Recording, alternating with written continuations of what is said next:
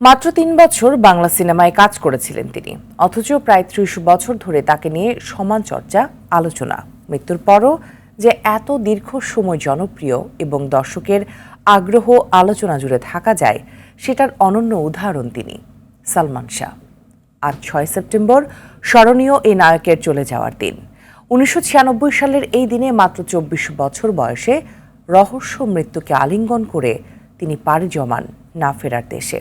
আরো জানাচ্ছেন Marjan Ivan. Quality সম্পন্ন আন্তর্জাতিক মানের still bar CSRM, committed for better still. তোমার কাছে এসেছি, প্রিয় থেকে প্রিয়তম হয়েছি। সালমান শাহকে বলা হয় ঢাকাই সিনেমার রাজপুত্র। মৃত্যুর ২ যুগ পরও তার আকাশচুম্বী জনপ্রিয়তা ও আবেদন কমেনি।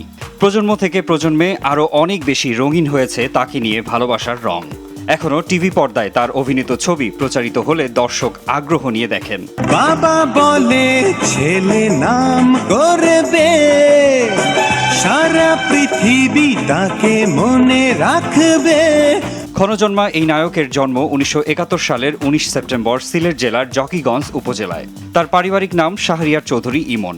বাবা কমর উদ্দিন চৌধুরী ও মা নীলা চৌধুরী। ২ ভাইয়ের মধ্যে সালমান বড় ছিলেন। ছোটবেলায় ইমন নামে বিটিভিতে শিশুশিল্পী হিসেবে অভিনয় শুরু করেন তিনি। পরবর্তীতে আরও বেশ কিছু নাটক ও বিজ্ঞাপনে কাজ করেছিলেন।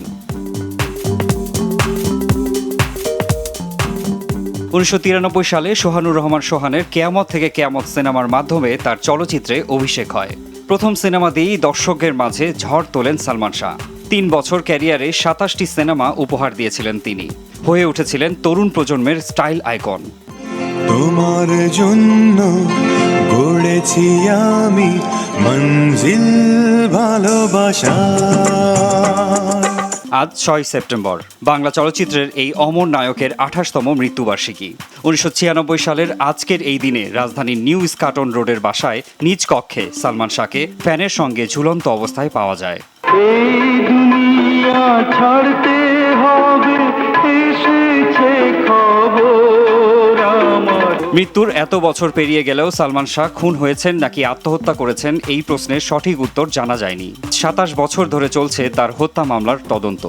ভালো আছি, ভালো থেকো, আকাশের ঠিকানায় চিঠি। সালমান শাহর মৃত্যুর খবর ছড়িয়ে পড়লে সেই শোক সইতে না পেরে আত্মঘাতী হন বেশ কয়েকজন তরুণ তরুণী। প্রিয় তারকার মৃত্যুর খবরে এভাবে ভক্তদের আত্মাহুতি পৃথিবীর ইতিহাসে বিরল। সালমান শাহ মরেও এখনও অমর এদেশের লাখো ভক্তের হৃদয়ে। মারজান ইভান, RTV।